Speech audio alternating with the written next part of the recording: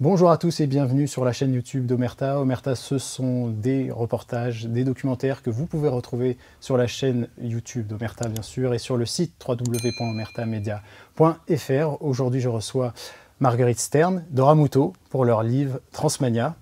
Bienvenue. Merci. Avant de commencer l'entretien, est-ce que vous pouvez vous présenter? Oui, alors moi je m'appelle Marguerite Stern, j'ai 33 ans. Je suis née en Auvergne, je suis militante féministe depuis 10 ans. J'ai été FMN entre 2012 et 2015. J'ai eu un parcours aussi où j'ai travaillé avec des mineurs isolés étrangers. J'ai été professeure de français bénévole dans la jungle de Calais. Et puis en 2019, j'ai créé les collages contre les féminicides, donc des feuilles A4 comme ça, qui se superposaient dans la rue pour alerter sur le sujet des femmes assassinées par leur conjoint ou ex. Et depuis 2020, je m'exprime sur la question de l'idéologie transgenre. D'accord. Alors moi je m'appelle Dora Muto, j'ai 36 ans. Moi j'ai plutôt un parcours de journaliste. J'ai été rédac chef adjointe chez Combini, j'ai écrit beaucoup pour la presse lifestyle.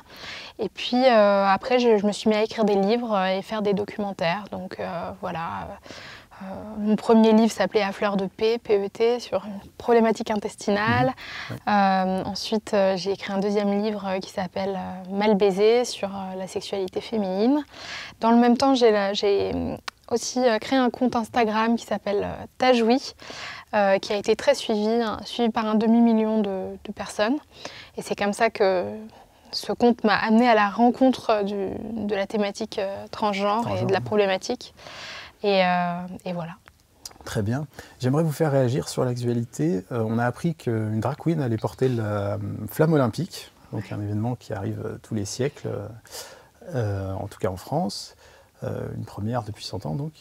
Quelle a été votre réaction? Est-ce qu'il s'agit d'un événement pour vous ou pas?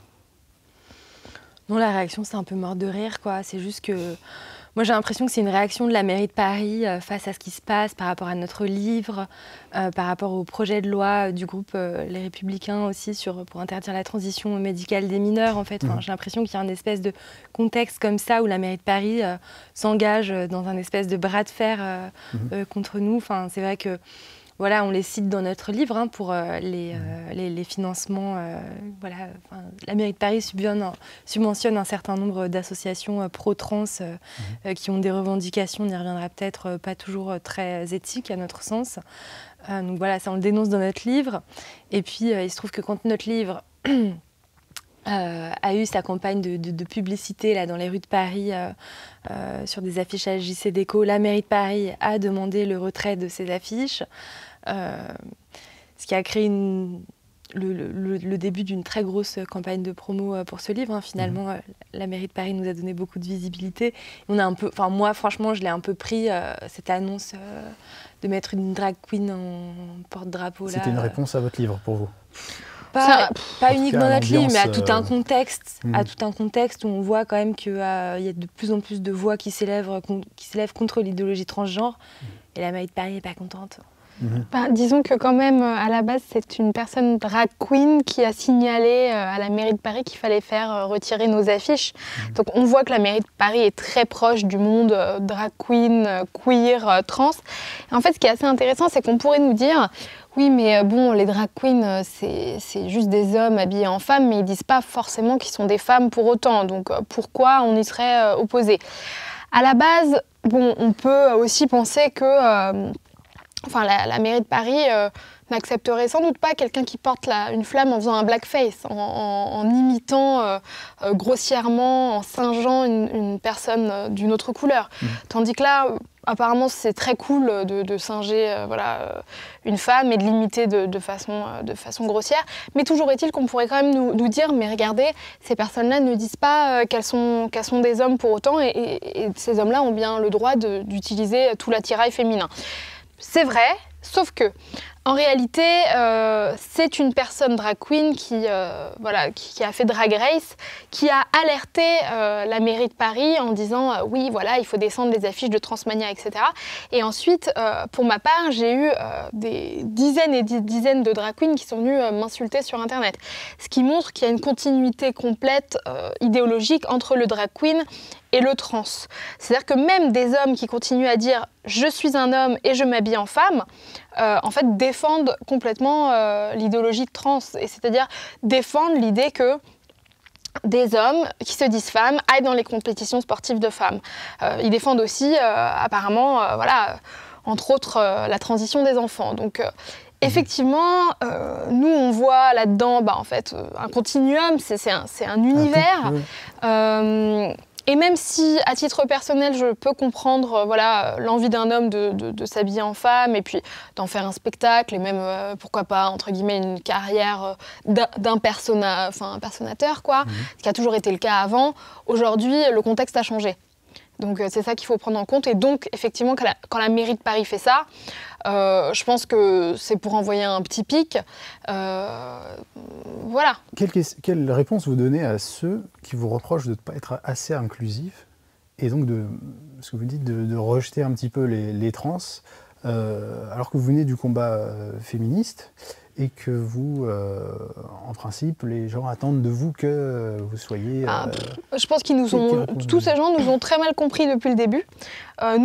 Pour nous, être une femme, ça a toujours été une réalité biologique. Être une femme, c'est être une femelle adulte humaine. Si on n'arrive plus à définir ce que c'est une femme au sein du féminisme, nous, on estime que ces femmes-là sont complètement paumées, quoi, en réalité, et que le vrai féminisme, c'est déjà de savoir ce que c'est que d'être une femme. Parce que si on commence à affirmer qu'être une femme, c'est un ressenti et qu'on peut inclure tout le monde, alors, c'est plus... voilà. Dans ce cas-là, le mot femme, en fait, devient caduque, finalement. Oui, si tout le monde peut être une femme. Et donc, en fait, juste pour terminer là-dessus, c'est pas qu'on exclut les personnes trans, en fait. C'est juste que nous, en tant que féministes et en tant que femmes, en fait, tout simplement, on rappelle le fait qu'il y a certains endroits qui sont réservés aux femmes pour des questions de... peur d'agression sexuelle, comme les vestiaires, les toilettes. Il y a certains endroits comme les compétitions sportives féminines qui sont réservées aux femmes pour des questions de différence de capacité sportive. Voilà, et c'est pas qu'on veut exclure les personnes trans de ces endroits-là, c'est juste que les hommes n'ont rien à y faire. Et donc pour nous, un homme qui se dit femme, ça reste quand même un homme. Comme disait Dora, on a quand même on est resté sur les bases de ce que c'est, la définition basique de ce que c'est que d'être une femme. Donc voilà, on les exclut pas. C'est juste le même traitement pour tous les hommes, qu'ils se disent femmes ou qu'ils se disent hommes, peu importe. Qu'est-ce qui explique cette indistinction de la société vis-à-vis des genres, vis-à-vis de même parfois l'âge, parce qu'il y a des personnes qui se réclament, qui peuvent se dire je décide que j'ai cet âge-là mentalement, donc je suis cet âge-là. Comment on explique cette dérive-là? Comment on explique que la société accepte ça, point de rendre tout parce qu'il y a déjà d'énormes pressions, une énorme propagande. Et ça, nous, on l'a vu à l'intérieur du milieu féministe. C'est-à-dire que quand vous vous soumettez pas à ce dogme-là, finalement, vous êtes traité de tous les noms, vous êtes désigné comme un mouton noir. Voilà, donc en fait, moi, je pense que certaines personnes qui défendent le dogme transgenriste savent très bien, en fait, qu'un homme est un homme et qu'une femme est une femme. Mais voilà, à cause de la peur... par conformisme, par peur peut-être de blesser l'autre aussi.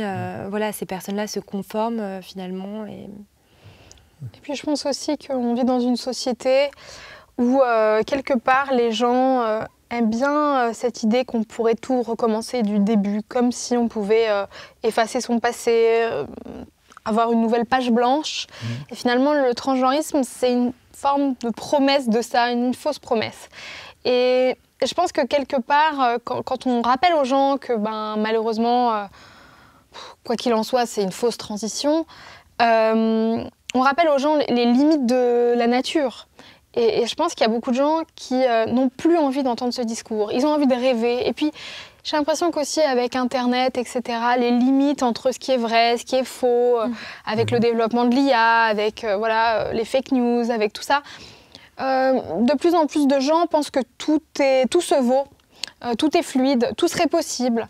Et je pense que beaucoup de gens ont juste envie de cultiver cette idée, cette illusion. Et même s'ils ne sont pas trans eux-mêmes, quelque part, ils estiment que c'est leur couper une liberté que de leur dire « bah non, c'est pas vrai ».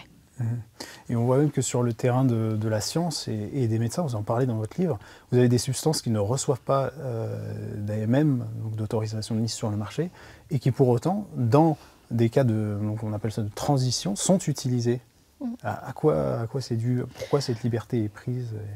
Pourquoi cette liberté est prise? Ça, c'est une grande question. Mais juste peut-être pour expliquer aux gens qui nous regardent un petit peu plus ce dont on parle, parce que les gens ne comprennent pas forcément. En fait, donc les substances qui sont, par exemple, les bloqueurs de puberté, qui sont actuellement administrés aux enfants dans le cadre d'une transition. Donc, comme vous le dites, c'est fait hors AMM, hors autorisation de mise sur le marché. C'est-à-dire que c'est des médicaments qui, normalement, sont utilisés pour traiter la puberté précoce des enfants quand ils ont une puberté avant l'âge de 8 ans, parce qu'ils ont un problème hormonal, voilà. Et ces médicaments ne doivent pas être utilisés pendant plus de 2 ans dans le cadre d'une puberté précoce. C'est ça qui est écrit sur l'ordonnance du médicament, voilà. Or, dans le cadre d'une transition, on administre ça aux enfants pendant 6 ans, ce qui crée en fait d'énormes problèmes en termes de santé. Ça va fragiliser le squelette de ces enfants, ça va empêcher le développement correct de leur cerveau, ça va les rendre infertiles à l'âge adulte, impossibilité d'avoir un orgasme aussi, ça va faire d'eux des eunuques. Et dans le cadre des hormones qu'on administre aux femmes, donc la testostérone qu'on administre aux femmes, pareil, les injections de testostérone n'ont été étudiées cliniquement que pour être administrées sur des sujets masculins. Et pareil dans le cadre des œstrogènes qu'on administre aux hommes. Donc voilà ce que ça veut dire hors autorisation de mise sur le marché. Et juste pour expliquer vraiment aux gens qui nous écoutent pourquoi c'est grave, c'est encore une fois, il n'y a pas d'essais cliniques sur ces médicaments-là qui sont pourtant administrés à des masses de personnes. Et en fait, il faut bien comprendre que le corps d'un homme et le corps d'une femme, ça n'est pas du tout la même chose, qu'entre 2 individus de même sexe, il y a 0,1% de différence de génome, alors qu'entre un individu de sexe féminin et un individu de sexe masculin, il y a 1,5% de différence de génome. Donc forcément, de la testostérone administrée à une femme, en termes d'essais cliniques, on n'a pas du tout les mêmes résultats que sur un homme. Donc voilà, c'est très grave de faire ça. Et effectivement, il y a beaucoup de médecins qui font ça actuellement, à l'échelle internationale, en France, dans nos hôpitaux, à l'hôpital public. Et pourquoi ces médecins font ça? Parce qu'ils suivent en fait des normes de santé édictées par une association qui s'appelle la WPATH, qui est une organisation internationale qui prétend édicter les normes de santé pour les personnes trans à l'échelle mondiale. Donc, la France suit les recommandations de ces personnes qui pourtant sont pas très sérieuses, puisqu'on n'a pas eu le temps de l'écrire dans notre livre, parce que c'est une news qui est sortie après, mais il y a un certain nombre de documents et d'emails qui ont fuité de la part de professionnels de santé, entre guillemets, des endocrinos de la WPATH, qui affirmaient clairement jouer aux petits chimistes avec les bloqueurs de puberté qu'ils administraient à des enfants et pas savoir très très bien ce qu'ils étaient en train de faire. Donc, les médecins dans nos hôpitaux français aujourd'hui suivent les règles édictées par ces personnes-là. Pourquoi font-ils ça? Peut-être... S'il s'agit d'un business finalement derrière, est-ce qu'il y a... Vous pourrez... Dans le privé et dans le système de... dans le privé en France et dans le système de santé américain, oui, clairement, il y a un business. Après, on peut... dans le cadre des hôpitaux publics en France, c'est pas exactement la même chose, mais... nous, on pense qu'il y a peut-être des médecins qui pensent qu'ils sont en train de se poser en sauveurs. Ça rejoint le transhumanisme. Ils ne savent pas exactement tout ce qu'ils font. Puis il y a aussi beaucoup de médecins qui aiment le geste technique. C'est-à-dire que Gestes techniques. Oui. Oui. Enfin, je veux dire, ce sont des chirurgies, par exemple, très très compliquées tout de même. Et il y a un certain nombre de chirurgiens qui se passionnent pour l'idée de voilà, transformer un pénis en vagin ou prendre la peau du bras d'une jeune fille pour lui faire un pénis. Enfin, c'est un peu... D'ailleurs, dans votre livre, voilà. C'est jusqu'à 6 heures d'intervention parfois pour... Pour la phalloplastie, oui, on décrit les protocoles. Voilà, c'est joué, voilà, Monsieur Frankenstein, quoi. Enfin, il y a un côté un peu comme ça. Et puis c'est pareil pour voilà, le monde de l'endocrinologie. Dans le livre, on retrace un peu l'histoire de comment on en est arrivé là, même médicalement. Et je veux dire, les endocrinos, c'est une catégorie de médecins qui, à travers l'histoire de l'endocrino, ont testé tout un tas de trucs plus ou moins dingues. Ce ne sera pas la première fois, ce ne sera pas la dernière qu'il y a des scandales en endocrino. Voilà, disons que c'est deux catégories de médecins qui aiment bien, qui ont le goût de l'aventure, on va dire. Et on se rend compte qu'il ne s'agit pas de population adulte, de personnes comme votre personnage, qui est aussi intéressant, puisque on le voit un petit peu au milieu de sa famille, en train de se débattre, et on voit qu'il s'agit d'un adulte. Là, on parle d'enfants dans le cadre de ces traitements-là. Est-ce qu'on n'est pas en train... Oui, mais est-ce qu'on n'est pas justement, parce qu'avec aussi tout le travail médiatique qui est fait, de plus en plus d'enfants sont... et vous parlez aussi d'un documentaire qui avait été diffusé sur France Télé.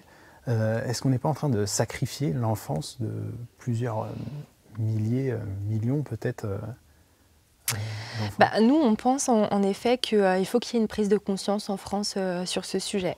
Il faut que les adultes se rendent compte du fait que, bon, premièrement, oui, on est en train de faire transitionner des centaines de petits patients. On ne sait pas exactement combien. Dans notre livre, on donne les chiffres de l'hôpital de la Pitié-Salpêtrière, mais il y a plus de 10 unités hospitalières de services publics en France qui font transitionner les moins de 20 ans. Et ça, on n'a pas les chiffres de tous ces services-là.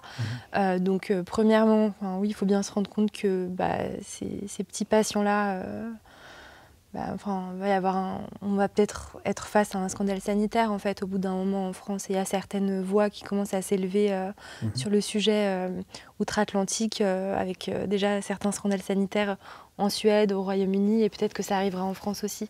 Et puis au-delà de ça, il faut que les adultes se rendent compte du fait que même si en fait, il y a les enfants qui transitionnent et puis il y a ceux qui transitionnent pas, mais qui sont dans ce bain-là, qui sont dans un bain où, en fait, ils regardent les réseaux sociaux, ils sont beaucoup sur TikTok, et sur TikTok, on leur dit qu'il faut utiliser tout le langage transgenriste, qu'il existe donc des personnes non-binaires, des personnes gender-fluides, que le sexe est un construit social, comme nous l'explique le planning familial dans son lexique trans, enfin, tout un tas de contre-vérités scientifiques comme ça, dans lesquelles vraiment baignent les enfants actuellement.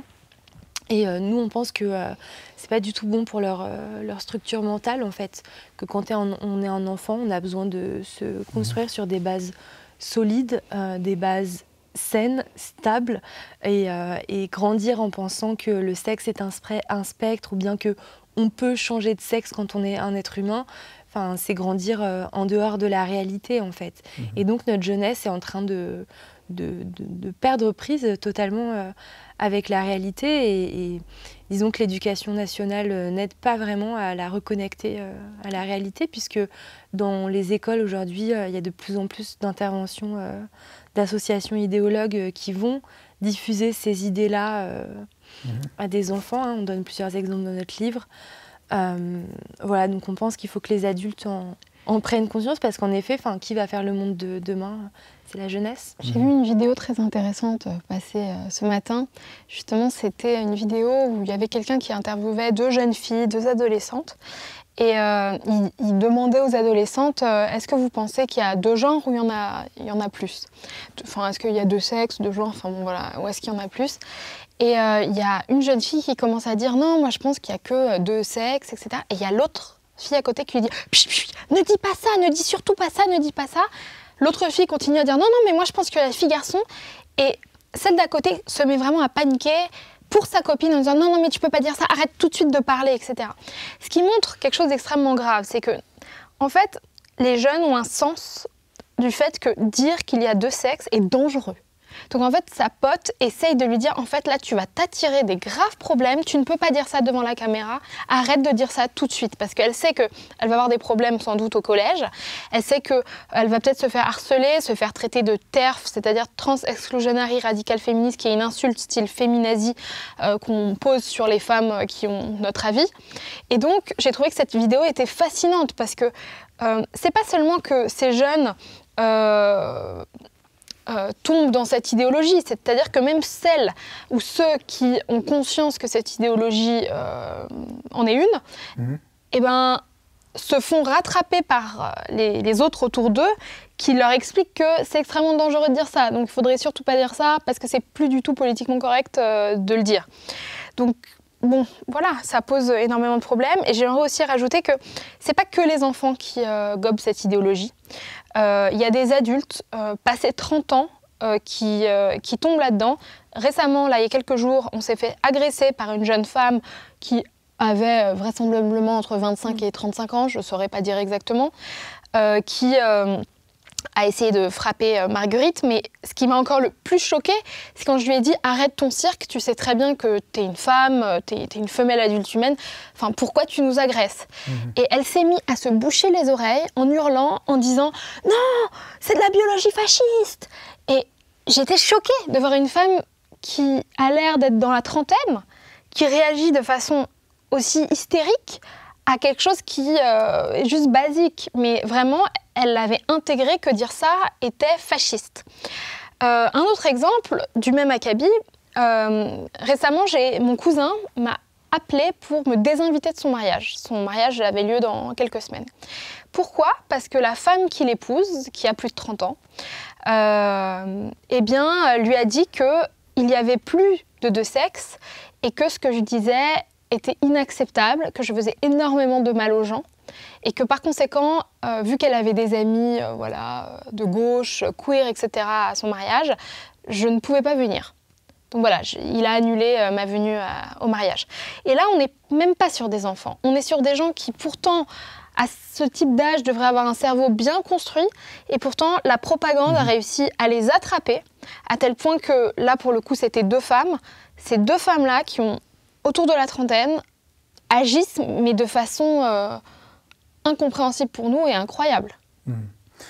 Sur le sujet de l'enfance, justement, j'aimerais revenir là-dessus. Est-ce que dans vos travaux, vous avez constaté, outre-Atlantique ou dans le nord de l'Europe, où on sait que la transition a été admise et justement, il y a une marche arrière qui est en train d'être enclenchée, est-ce que vous avez constaté des dérives ?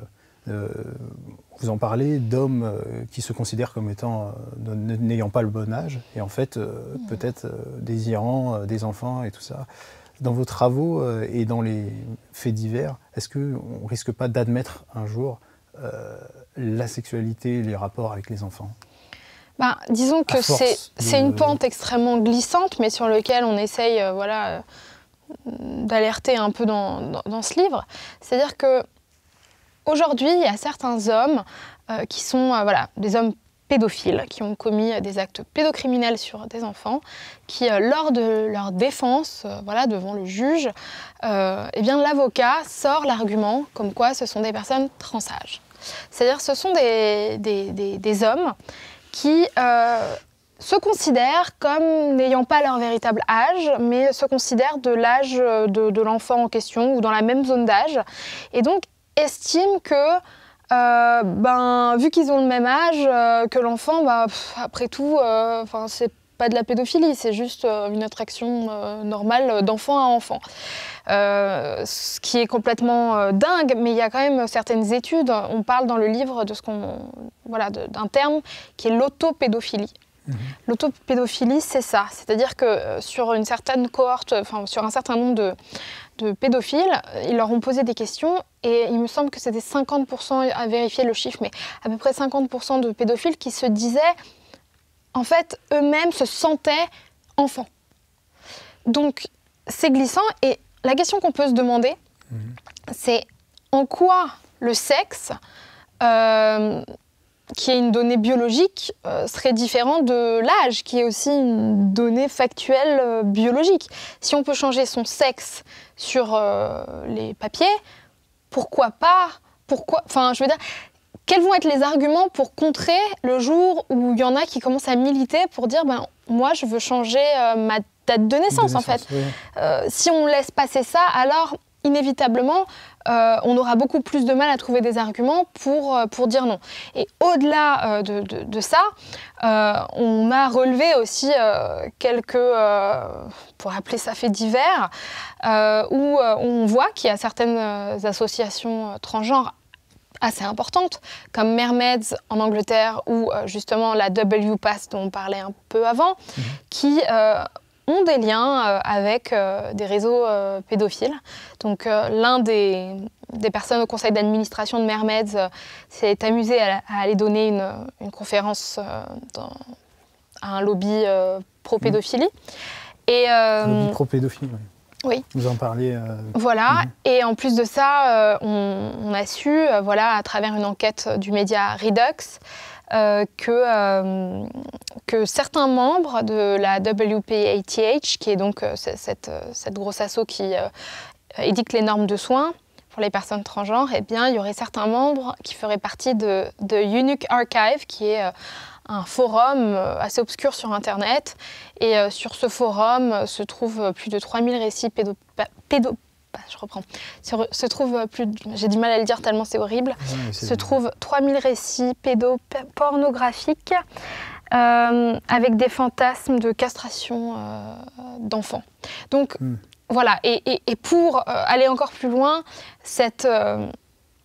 la WPATH, dans son dernier rapport, dans ses dernières normes de soins, a toute une partie sur le fait de devenir eunuque, donc identité de genre eunuque, en parlant des chirurgies de nullification, c'est-à-dire c'est une ablation du sexe, mais on ne reconstruit rien derrière, ce qui prouve effectivement que cette idée d'être eunuque, on peut faire très vite le lien avec le forum en question. Donc voilà, c'est...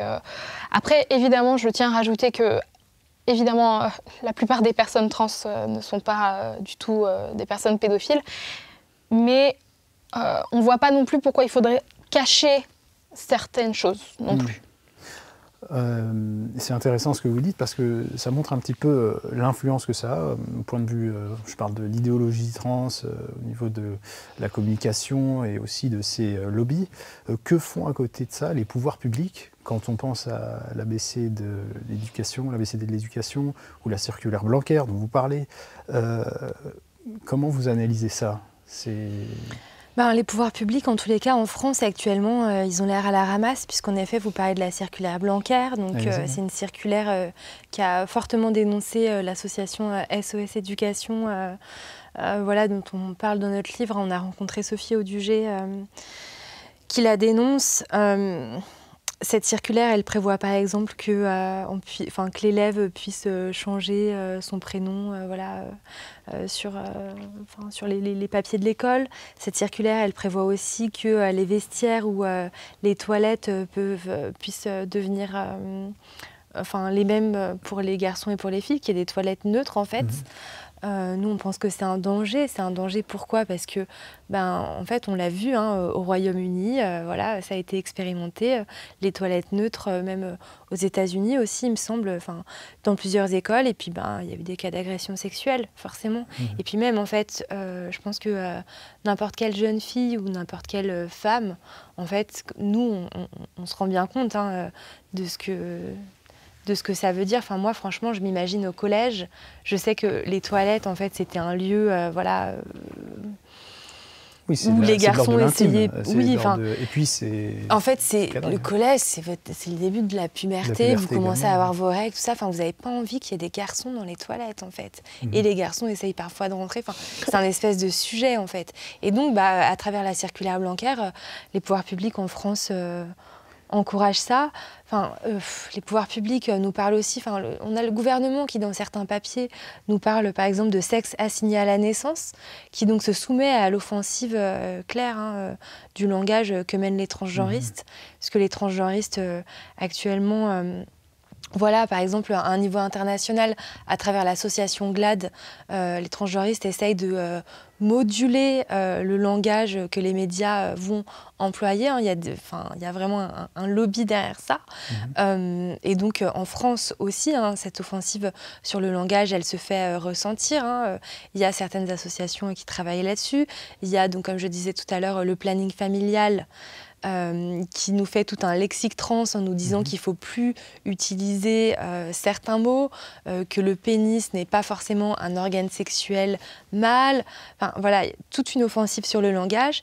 Et donc on se rend compte que dans certains documents, le gouvernement se soumet à cette offensive sur le langage en parlant de sexe assigné à la naissance. Enfin, finalement, les pouvoirs publics, nous, on les trouve plutôt défaillants, y compris au sein de l'institution médicale, en fait. D'ailleurs, il y a des soins qui sont remboursés.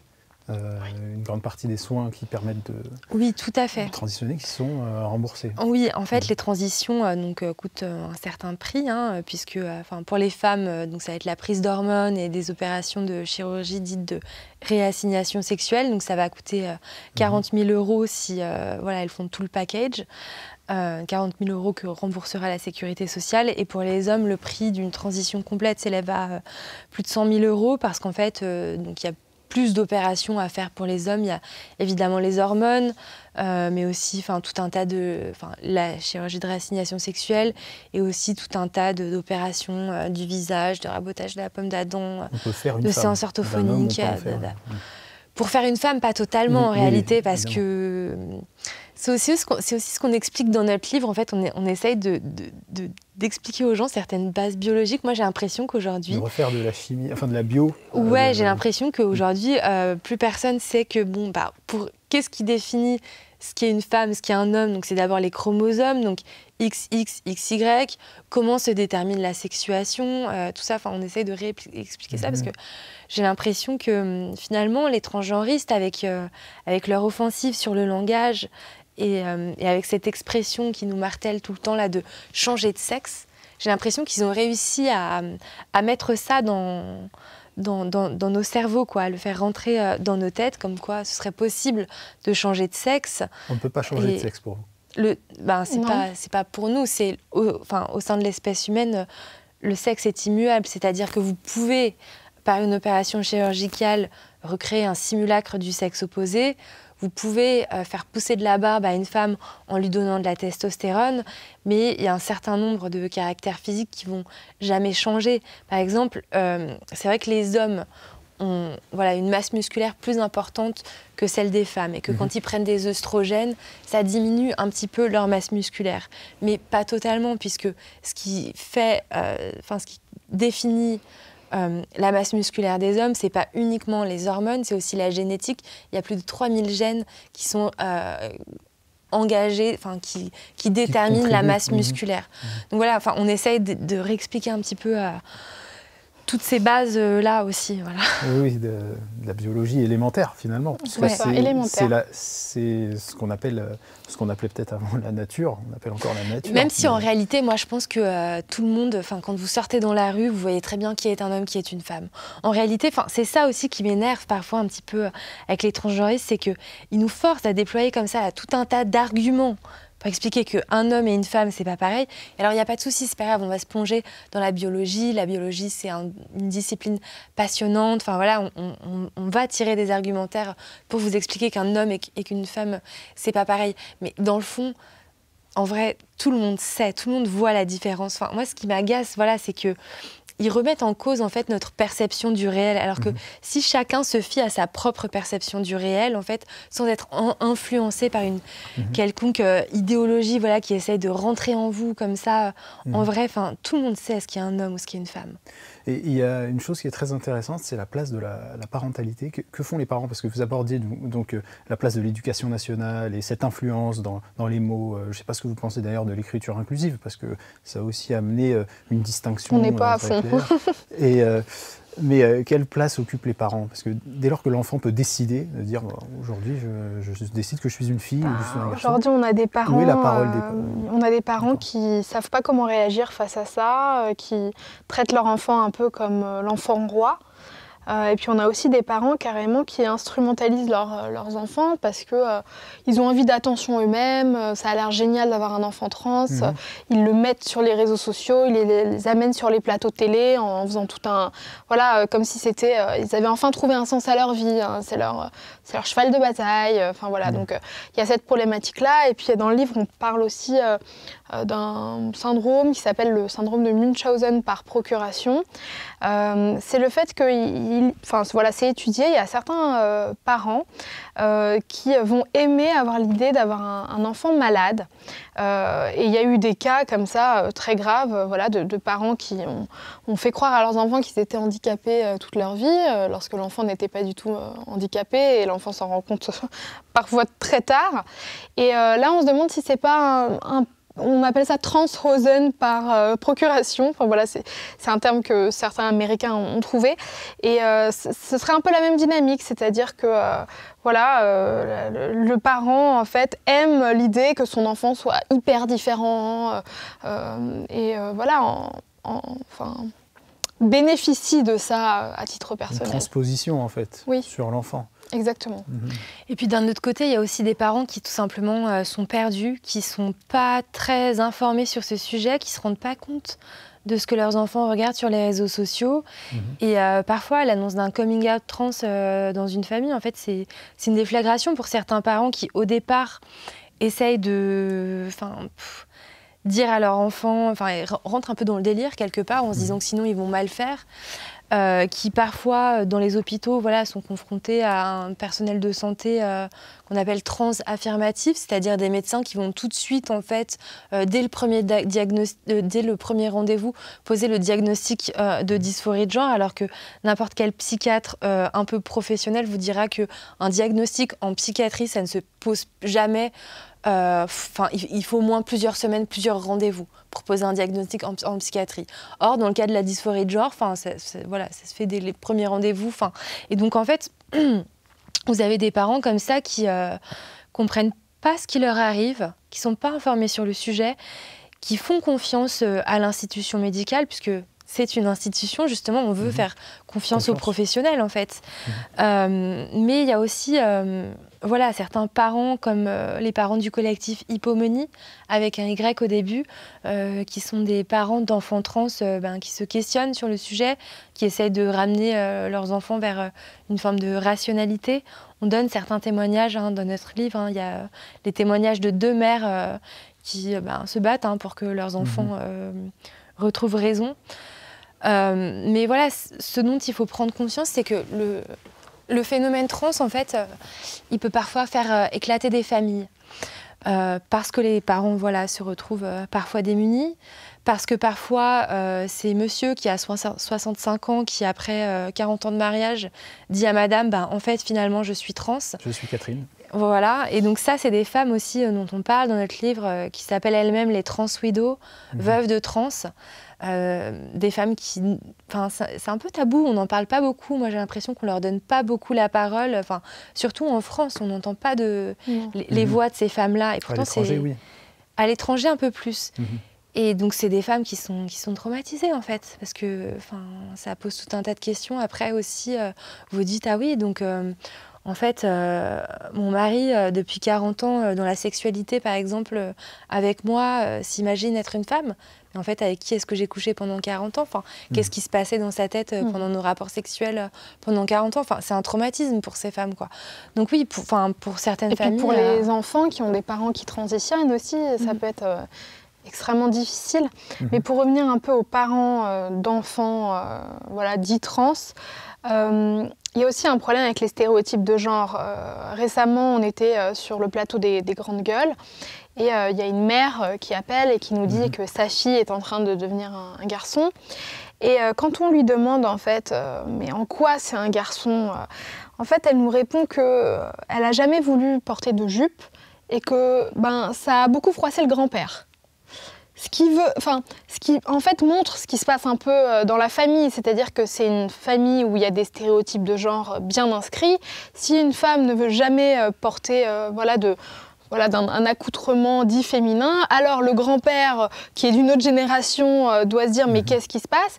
Et puis Et puis voilà, la mère déclare, son enfant a dû tomber dans la soupe trans peut-être en ligne, et la mère accompagne ça, parce qu'il y a aussi des parents qui n'ont pas envie d'avoir des enfants justement qui ne rentrent pas classiquement dans les normes de genre. Il y a des parents aussi qui n'ont pas envie d'avoir des enfants en fait, qui peuvent être homosexuels. Et c'est comme ça qu'on se retrouve aujourd'hui avec énormément de jeunes femmes lesbiennes qui transitionnent pour devenir, entre guillemets, des hommes.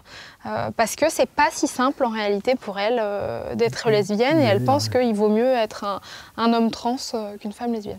Oui, et ça, juste, on sait pas, c'est pas une analyse qu'on balance comme ça, qu'on sort du chapeau, c'est sourcé. D'ailleurs, votre livre est très sourcé, très documenté. Et on Merci. Par exemple, voilà, à la clinique du genre Tavistock, il y avait, je crois que plus de 60% des petits patients qui se sont finalement révélés être homosexuels. Donc, c'est pas des trucs qu'on invente, quoi. C'est vraiment des choses qui ont été observées. Vous parlez d'ailleurs de la notion de famille. Est-ce que la société a déconstruit la famille? Est-ce que ça peut être un des aspects qui a aussi conditionné la situation dans laquelle on est? Oui, dans une certaine mesure, effectivement, la société a un peu déconstruit la famille. Après, je ne sais pas comment faire le lien directement, mais en un sens, peut-être que les familles vont pas si bien aussi en France, et qu'il y a beaucoup de jeunes qui retrouvent une famille dans l'univers LGBT et dans l'univers trans. Parce que on l'explique dans ce livre avec l'exemple d'une jeune fille qui était un peu en recherche identitaire et qui finit par tomber sur un forum Discord qui s'appelle le Discord de l'amour, où en fait là-dedans elle va trouver une véritable communauté qui va sans arrêt lui dire qu'elle est géniale, qu'elle l'aime, etc. Ils vont lui envoyer entre guillemets beaucoup d'amour. Et elle a ressenti qu'elle avait besoin de ça à un moment, et puis il va y avoir des systèmes de validation, c'est-à-dire à partir du moment où elle fait son coming out, elle peut aller plus loin dans le forum, on lui ouvre des portes, et du coup il y a tout un engrenage comme ça, il y a toute une novlangue, il y a des drapeaux, il y a tout un univers communautaire. Un aspect très communautaire, un aspect aussi, il y a un soutien énorme entre personnes queer trans, et du coup justement l'impression de refaire famille, là où peut-être effectivement les familles sont plus aussi fortes qu'elles l'étaient. Et c'est ce que vous expliquez d'ailleurs, et c'est intéressant au début de votre livre, c'est qu'il y a finalement une lutte en interne entre à la fois les gays, les lesbiennes, les trans, et que finalement, est-ce qu'on n'est pas dans une lutte de tous contre tous? C'est-à-dire qu'au départ, on a commencé avec une tentative, on a essayé de militer pour émanciper à la fois les femmes, mais aussi les personnes homosexuelles, gays, lesbiennes. Et puis au fur et à mesure, la manière dont on a segmenté l'ensemble des communautés a fait qu'elles se sont retrouvées, mais pour s'affronter, pour lutter finalement. C'est ce que vous expliquez. Justement, oui et non, parce qu'il y a cette notion de féminisme inclusif, où finalement, même si tout s'affronte, tout le monde est censé faire une belle ronde de l'amour ensemble, donc il y a un peu ce côté-là. Mais effectivement, c'est pas le cas, finalement. Non, dans le fond, c'est pas le cas, parce qu'on voit bien que le transgenrisme vient en fait gêner les droits des femmes, et on se rend compte aussi que le transgenrisme, parce que elle efface la notion de, parce que cette idéologie efface la notion de sexe, va donc aussi rentrer, va y avoir une problématique avec le monde homosexuel. Donc on se retrouve effectivement avec certains homosexuels qui sont vraiment plus d'accord du tout avec le terme LGBT et qui disent qu'ils sont aujourd'hui LGB. Donc voilà, il y a des assos plutôt en Angleterre comme LGB Alliance, Get the Hell Out pour les lesbiennes, etc. Qui aujourd'hui pensent que le T nuit complètement à leur cause. Et ils estiment, entre guillemets, que finalement le transgenrisme offre des thérapies de conversion à certaines personnes gays. Et je pense qu'on a fait globalement le tour. J'avais aussi une petite question, mais c'est de l'ordre du détail. Transmania, pourquoi ce titre?